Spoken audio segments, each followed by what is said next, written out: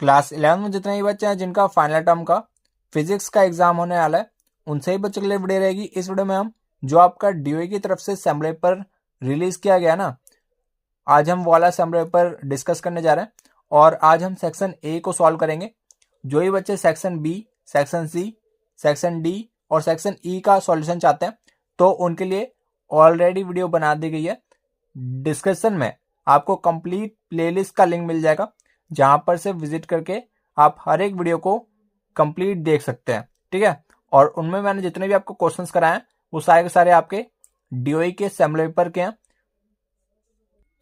और जिन भी बच्चों को सैम्पल पेपर डाउनलोड करना है ना, तो डिस्क्रिप्शन में ही आपको टेलीग्राम चैनल का लिंक मिल जाएगा, वहां पर से आप इस वाले सैम्पल पेपर को डाउनलोड कर सकते हैं। ठीक है, वहां पर मैं आपको इसको सेंड कर दूंगा। अब यहाँ पर हम बात कर लेते हैं, ये जो आपका सिलेबस है ना, ये पूरे के पूरे आपके क्लास 11th की एनसीईआरटी पर बेस्ड रहेगा।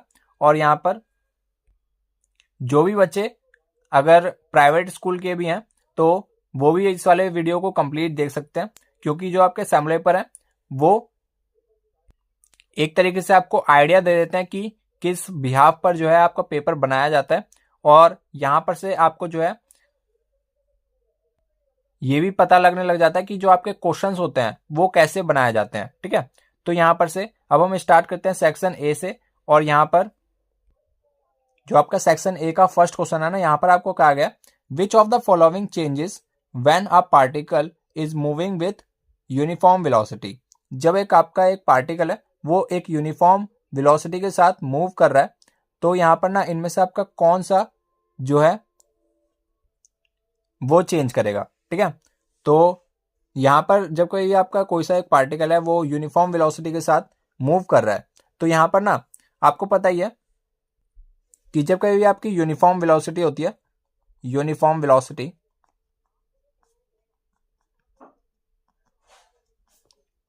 वेलोसिटी में आपका जो स्पीड होता है और जो आपका वेलोसिटी होता है वो आपस में इक्वल होता है। और यहाँ पर अगर मैं एक्सलेरेशन की बात करूँ, एक्सलेरेशन जो है ना वो हो जाता है आपका यहाँ पर जीरो, क्योंकि जब कभी आपका वेलोसिटी में कोई सा भी चेंज नहीं होता तो यहाँ पर एक्सलेरेशन जीरो आ जाता है, क्योंकि एक्सलेरेशन का फॉर्मूला क्या होता है, delta we by delta T. और जब वेलोसिटी में कोई चेंज ही नहीं हो रहा तो V final minus V initial आपस में इक्वल होंगे। और यहाँ पर कुछ टाइम में हो रहा होगा, ये दोनों आपस में इक्वल होंगे तो ऊपर आ जाएगा आपका जीरो बटे डेल्टा टी। तो यहाँ पर आपका एक्सलेरेशन किसके बराबर आ रहा है, 0 मीटर पर सेकंड के बराबर, 0 मीटर पर सेकंड स्क्वायर के बराबर। तो यहाँ पर से आपको पता लग गया कि जो आपका यहाँ पर एक्सलेरेशन है वो तो यहाँ पर जीरो हो जाएगा, वो तो चेंज नहीं करेगा। और जो यहाँ पर वेलोसिटी है वो यूनिफॉर्म वेलोसिटी है, और जो स्पीड है वो भी यूनिफॉर्म वेलोसिटी के बराबर है। तो ये तीनों ऑप्शन तो आपके ऐसे रिजेक्ट हो गए। आंसर कौन सा बचा, पोजीशन वेक्टर। तो ऑप्शन नंबर डी आपका यहाँ पर राइट आंसर हो जाएगा। ठीक है, तो इस ऐसे ऐसे आपके क्वेश्चंस आते हैं, आप एक बार यहाँ पर से आइडिया ले सकते हैं। ठीक है, अब यहाँ पर मैं आपको थोड़े बहुत जो आपके फॉर्मूलाज है ना वो भी रिवाइज कराते हुए चलूंगा। जैसे कि आपको इस वाले क्वेश्चन में बोला गया what is the power utilized when work of 1000 joule is done in 2 second. जो आपका पावर होता है ना वो होता है आपका work done upon time taken. और जो यहाँ पर आपका वर्क डन है वो है आपका कितना 1000, और इसका जो आपका यहाँ पर टाइम लग रहा है वो लग रहा है 2 सेकेंड का। तो ये आ गया आपके पास कितना 500। और पावर की यूनिट भी याद रखना वॉट होती है इसकी यूनिट, तो 500 वॉट आपका यहाँ पर right answer option number D. अब यहाँ पर अगले क्वेश्चन में आपको क्या किया गया कि आपको ना यहाँ पर पोटेंशियल एनर्जी फाइंड करनी है in a ball of mass 5 kg place at a height of 3 metre above the ground. आपको ये बोला गया है कि आपको यहाँ पर ना पोटेंशियल एनर्जी फाइंड करनी है is stored in a ball of mass 5 kg is placed at a height of 3 metre above the ground. यानी कि आपको पता है पोटेंशियल एनर्जी का जो आपका फॉर्मूला होता है वो होता है आपका mgh। और यहाँ पर ना जो आपका g की वैल्यू है ना वो यहाँ पर 9.8 यूज करनी है। ठीक है, तो यहाँ पर मास है आपका 5 kg, g की वैल्यू स्मॉल g की वैल्यू 9.8 और हाइट है आपकी कितनी 3 मीटर। मल्टीप्लाई कर देते हैं, ये आ गया आपके पास 15 इंटू 9.8। अब यहाँ पर से इसको जो है हमने यहाँ पर पॉइंट हटा लिया, ये आ गया आपके पास 3 और ये आ गया आपके पास 2, ठीक है। इससे ये काटा 49 और यहाँ पर इसको मल्टीप्लाई करेंगे तो ये आ जाएगा आपके पास 27 और यहाँ पर 12 और ये 14, तो 147 इतने जूल जो है आपका यहाँ पर पोटेंशियल एनर्जी आएगा। तो यहाँ पर इसके अप्रॉक्स में यहाँ पर ऑप्शन नंबर बी आपका आंसर दिया हुआ है, तो यही आपका यहाँ पर राइट आंसर हो जाएगा। अगले क्वेश्चन की बात करते हैं, बहुत ही ज़्यादा सिंपल सा क्वेश्चन है। यहाँ पर आपको बोला गया कि the temperature of a wire is double, जब किसी भी वायर के टेम्परेचर को हमने डबल कर दिया, यंग्स मॉडुलस ऑफ इलास्टिसिटी। तो यहाँ पर आपको बताना है कि यंग्स मॉडुलस ऑफ इलास्टिसिटी पे आपका क्या चेंज आएगा, ठीक है। तो यहाँ पर बहुत ही ज़्यादा सिंपल सा क्वेश्चन हो गया। यंग्स मॉडुलस, इसका जो आपका फॉर्मूला होता है वो होता है आपका पास स्ट्रेस अपॉन स्ट्रेन,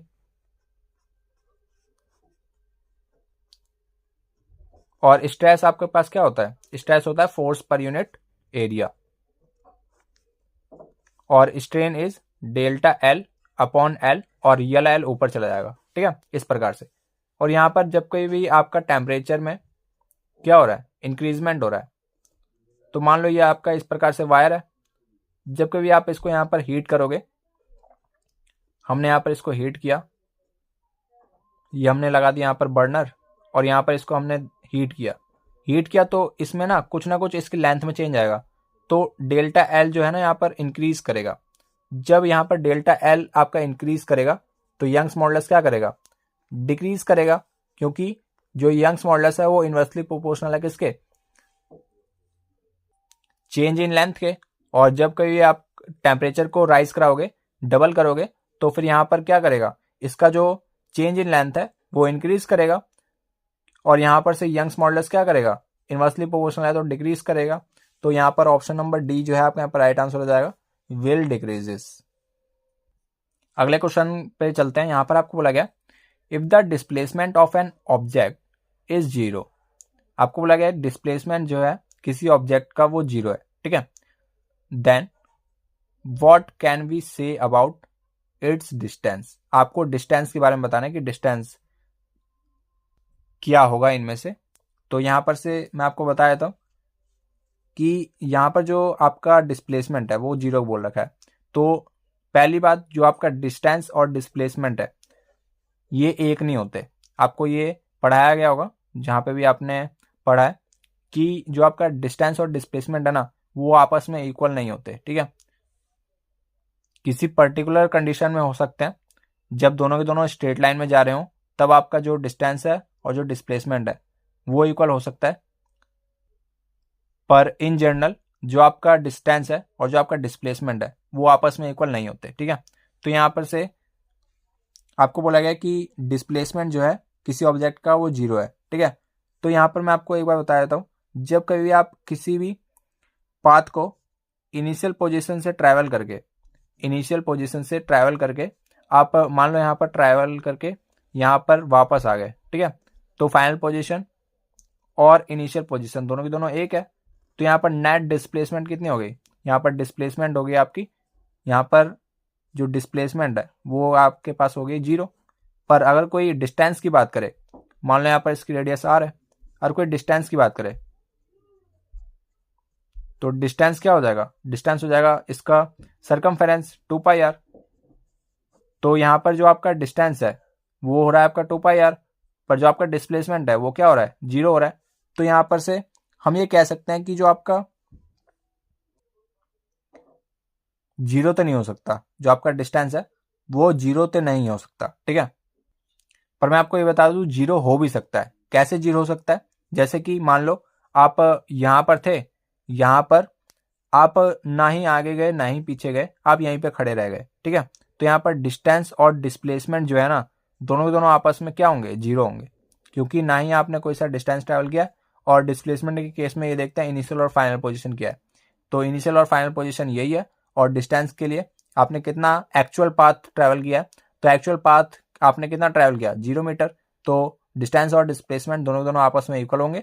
और यहाँ पर मैं आपको बता दूं कि यहाँ पर जो आपका राइट आंसर हो जाएगा वो आपके पास कौन सा हो जाएगा, वो हो जाएगा इट मे और मे नॉट बी जीरो। ठीक है, वो जीरो हो भी सकता है या और नहीं भी हो सकता। ठीक है, तो उम्मीद है आपको ये वाला क्वेश्चन समझ में आया होगा। यह जो है समझने वाला क्वेश्चन था। एक और बार मैं आपको लिए रिपीट कर देता हूँ।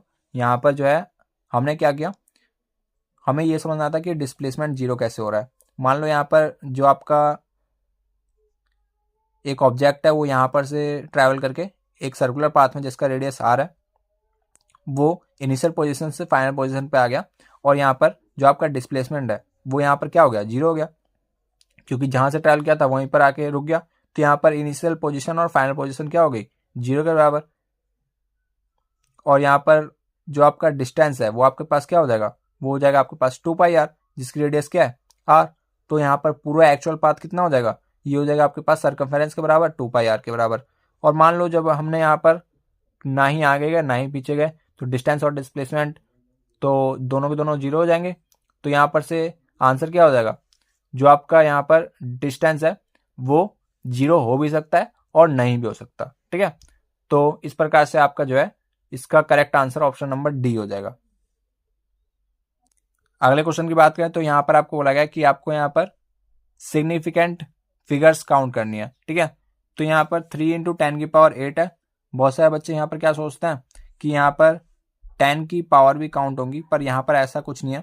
यहाँ पर जो है आपका यहाँ पर मल्टीप्लीकेशन में टर्म देखते हैं, यहाँ पर ये आपके पास कितना है 3, और ये कितनी सिग्निफिकेंट फिगर्स हो जाएंगी, ये हो जाएगा आपके पास 1, ऑप्शन नंबर बी। वीडियो को कंटिन्यू करने से पहले मैं आपको एक चीज बता देना चाहता हूं कि यहाँ पर ना आप सभी जानते हैं कि क्लास 11th में ना बहुत ज़्यादा कम टाइम मिलता है।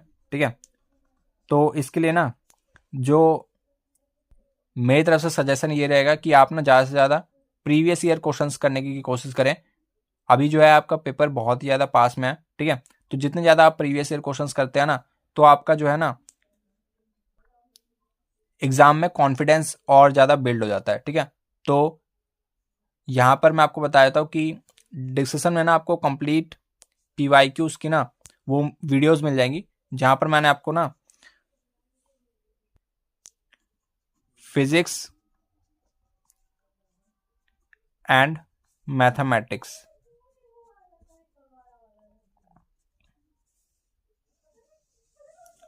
और मैथमेटिक्स दोनों की दोनों प्रीवियस ईयर क्वेश्चंस मैंने आपको करा रखे हैं, और उनमें जो है मैंने आपको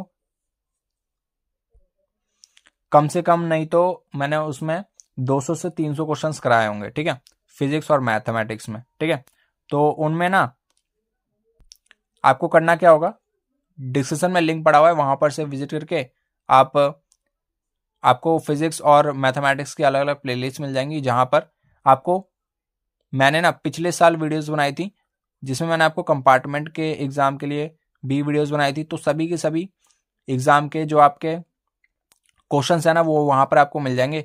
तो उन सभी को ना आप देख लेना, और उनमें जितने भी मैंने आपको क्वेश्चंस कराए हैं उन सभी की आपको अपने आप से क्या करनी है, प्रैक्टिस करनी है। ठीक है, आपको ना जितनी ज्यादा आप क्वेश्चंस की प्रैक्टिस करते जाओगे ना आपका जो है एग्जाम में आप अच्छा परफॉर्म कर पाओगे। ठीक है, तो इस प्रकार से आपको जो है PYQs की प्रैक्टिस करनी है, फिजिक्स और मैथमेटिक्स की।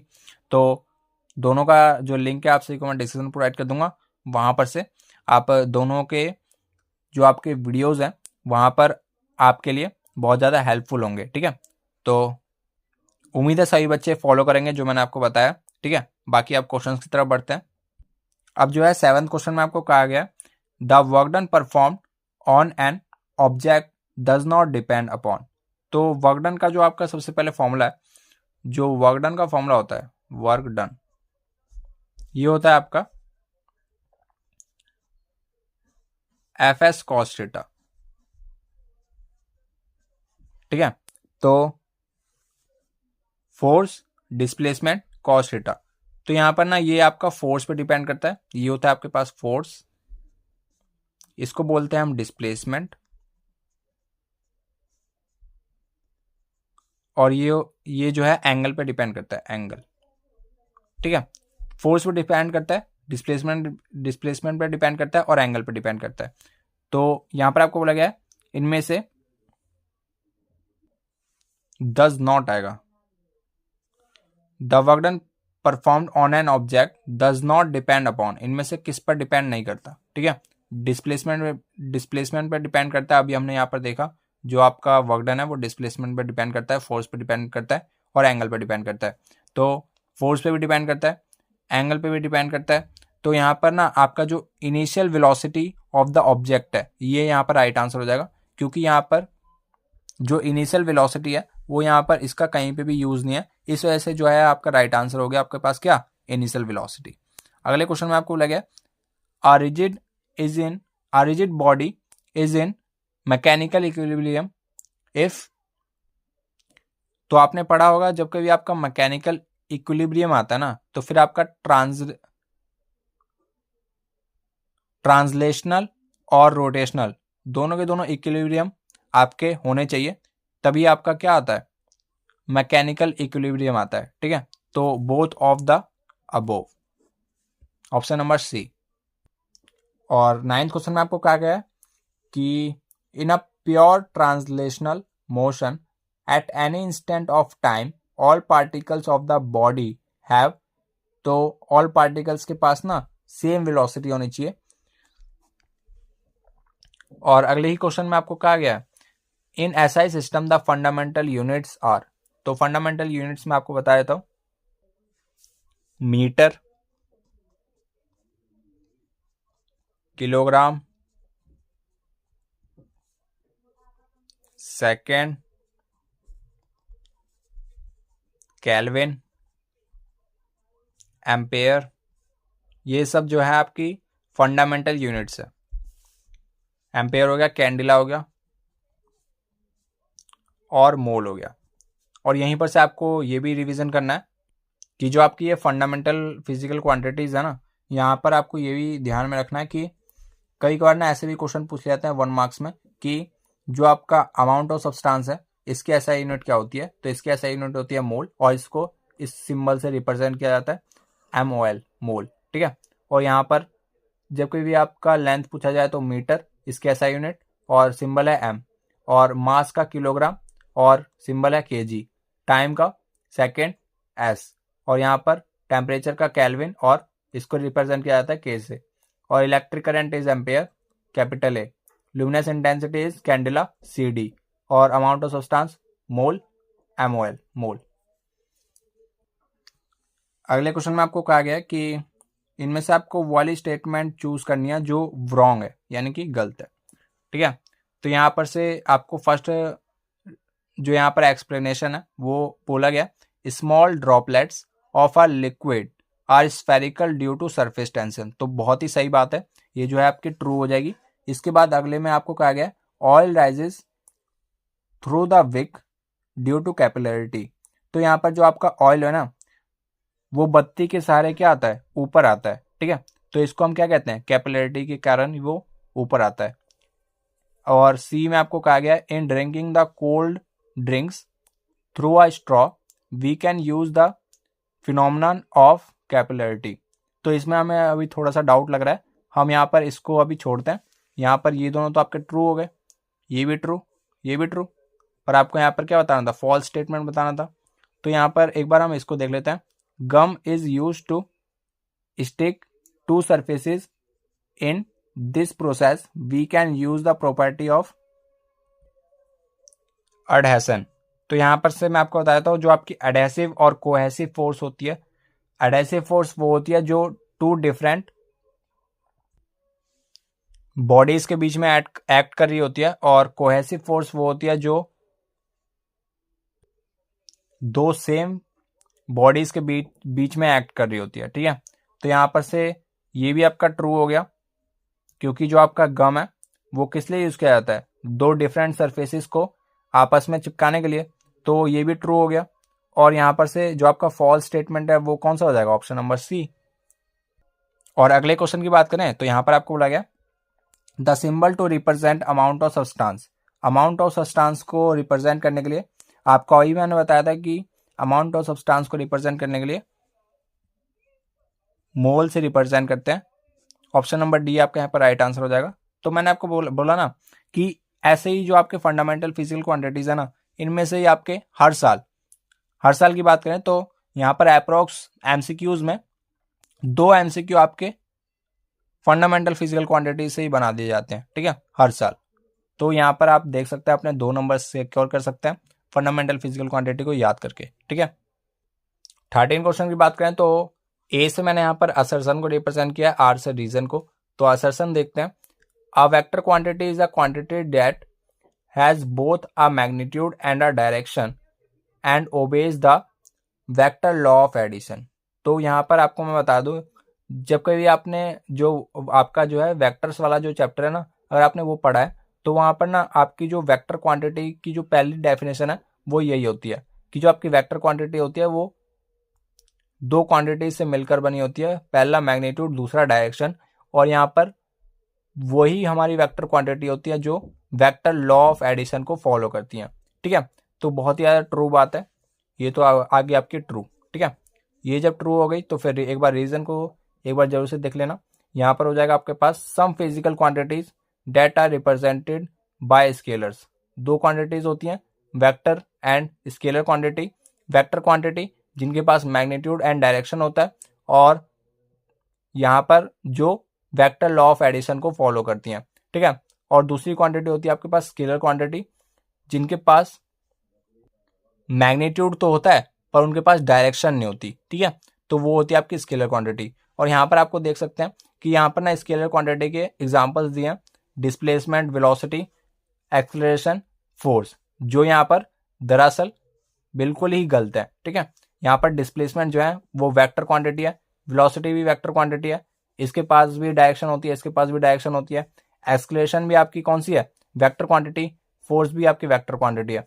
तो ये तो आ गई आपकी फॉल्स स्टेटमेंट, ठीक है। तो यहाँ पर से आपको पता लग गया जो आपका असर्शन है, assertion is true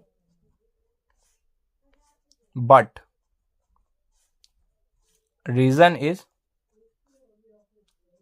false.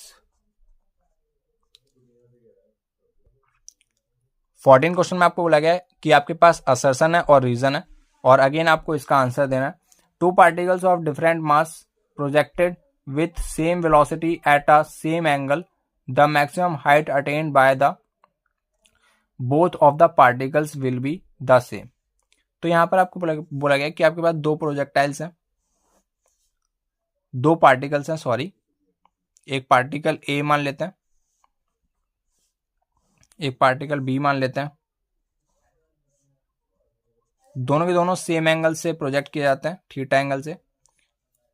2 particles of different mass, दोनों का डिफरेंट मास है, projected with same velocity at the same angle. Same velocity यानी कि u आपका सेम है। और यहाँ पर आपको बोला गया मैक्सिमम हाइट। अब h मैक्स की बात करें, मैक्सिमम हाइट, ये आपके पास क्या होता है, ये होता है u square sine theta by 2g। तो यहाँ पर आपको दिख रहा है जो आपका u है दोनों के लिए सेम है, क्योंकि इनिशियल वेलोसिटी दोनों की सेम है। साइन थीटा एंगल दोनों का सेम है, सेम एंगल से प्रोजेक्ट किया गया। तो यहाँ पर जो है आपका जो एच मैक्स है वो इन दोनों पे डिपेंड करता है। और जब किसी बॉडी के यही दोनों आपस में इक्वल हैं तो वो उन दोनों बॉडीज के जो मैक्सिमम हाइट होंगे वो भी आपस में क्या होंगे, इक्वल होंगे। तो बिल्कुल सही बात लिखी है कि जब कभी 2 पार्टिकल्स को हम प्रोजेक्ट करते हैं किसी सेम वेलोसिटी या एंगल से, तो उनमें जो मैक्सिमम हाइट आती है वो क्या होगी, वो सेम होगी। तो ये तो हो गया आपका true. The maximum height of the projectile is independent of particle. जो आपका मैक्सिमम हाइट का फॉर्मूला है वो क्या है, इंडिपेंडेंट है किसके, मास के। पार्टिकल का क्या मास है इस बात पर डिपेंड नहीं करता, यहां पर पार्टिकल किस एंगल और किस इनिशियल वेलोसिटी के साथ फेंका जा रहा है इस बात पर डिपेंड करता है क्या, मैक्सिमम हाइट, ठीक है। तो रीजन जो है इसका करेक्ट एक्सप्लेनेशन है। तो यहाँ पर ए ऑप्शन यहाँ पर आपका राइट आंसर हो जाएगा। Assertion and reason both are true and reason is correct explanation of assertion, ठीक है। अगले क्वेश्चन की बात करें, यहाँ पर आपको बोला गया है, असर्शन है आपके पास, the scalar product of two vectors can be zero. जो स्केलर प्रोडक्ट है दो वेक्टर्स का वो जीरो हो सकता है। सही बात है, जो स्केलर प्रोडक्ट है यानी कि ए डॉट बी वेक्टर ये जीरो हो सकता है। कब जीरो हो सकता है ये तो बताया नहीं, तो रीजन बता रखा है, if the two vectors are perpendicular. सही बात बोलिए, जब कभी आपके दो वेक्टर्स क्या होंगे आपस में परपेंडिकुलर होंगे तो जो उनका स्केलर प्रोडक्ट आता है यानी कि डॉट प्रोडक्ट आता है, इसको हम स्केलर प्रोडक्ट के नाम से भी जानते हैं। ठीक है, वो क्या आता है, वो आता है जीरो। तो यहाँ पर जब कभी दो वेक्टर्स आपस में परपेंडिकुलर होते हैं, दो वेक्टर ए वेक्टर और बी वेक्टर अगर दोनों आपस में परपेंडिकुलर है तो इनका जो डॉट प्रोडक्ट है ना वो जीरो आता है, क्योंकि यहाँ पर आपका कॉस थीटा वाला टर्म आता है। कॉस थीटा में जो आप 90 डिग्री इंसर्ट करोगे तो वैल्यू क्या आती है, वैल्यू आती है जीरो। ठीक है, इस वजह से ये जीरो बन जाता है। तो यहाँ पर भी ये इसकी एक्सप्लेनेशन कर रहा है और यहाँ पर ए ऑप्शन आपका दोबारा से राइट आंसर हो जाएगा। Assertion and reason both are true and reason is correct explanation of assertion. 16 question की बात करें, यहां पर आपको बोला गया आपके पास असर्शन है, the maximum horizontal range of the projectile is proportional to square of velocity. तो यहां पर ना मैं आपको बता देता हूं कि अगर आपको इन सभी क्वेश्चंस को टैकल करना है ना तो आपको फॉर्मूले जरूर से याद होने चाहिए। मैं आपको एक बार रिवाइज भी करा देता हूं। जो आपका यहाँ पर एच मैक्स का फॉर्मूला होता है मैक्सिमम हाइट का, this is equal to sine square theta u square theta sine square theta बटे 2g।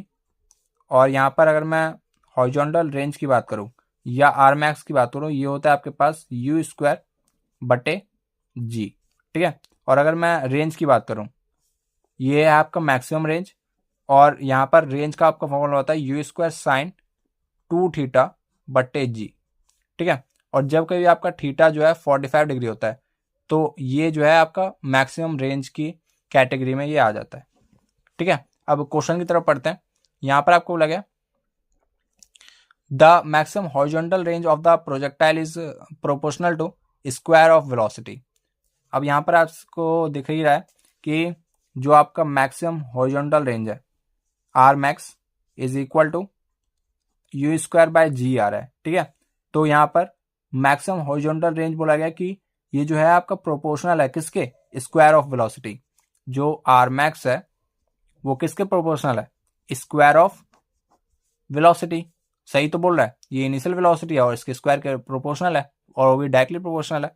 और यहाँ पर आपको रीजन में बोला गया the maximum horizontal range of the projectile is always equal to maximum height attained by the projectile.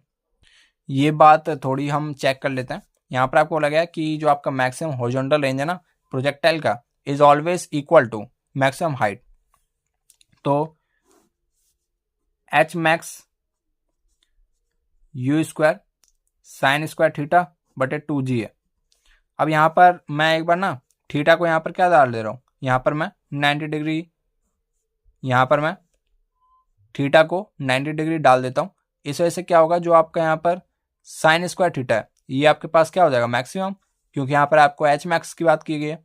तो यहाँ पर ये आपके पास क्या हो गया यू स्क्वायर बाय 2g, और इसको मैं ऐसे लिख सकता हूँ u square by g into 1/2। और ये आपका क्या लिखा हुआ है, ये लिखा हुआ है आर मैक्स। तो यहाँ पर से ये हो गया आपके पास H max is equal to u square by g is equal to R max by 2। ठीक है, तो यहाँ पर तो हमें इक्वल नहीं मिल रहा, और यहाँ पर आपके पास क्या बोला गया जो मैक्सिमम हॉरिजॉन्टल रेंज है प्रोजेक्टाइल का is always equal to maximum height attained by the projectile. पर यहाँ पर तो ऐसा नहीं है, जो मैक्सिमम हाइट है वो क्या है आर मैक्स बाय 2, यानी कि मैक्सिमम हॉरिजॉन्टल रेंज का क्या है 1/2 टाइम्स है। तो यहाँ पर ये वाला जो रीजन है वो इनकरेक्ट हो जाएगा, असर्शन ट्रू हो जाएगा। Assertion is true, reason is false. तो यहाँ पर assertion is true but reason is false. तो इस प्रकार से हमने जो है सेक्शन ए यहां पर से कंप्लीट कर लिया है। ठीक है, सेक्शन ए इज कंप्लीटेड। और अगली वीडियो में हम कौन सा करेंगे, सेक्शन बी सॉल्व करेंगे।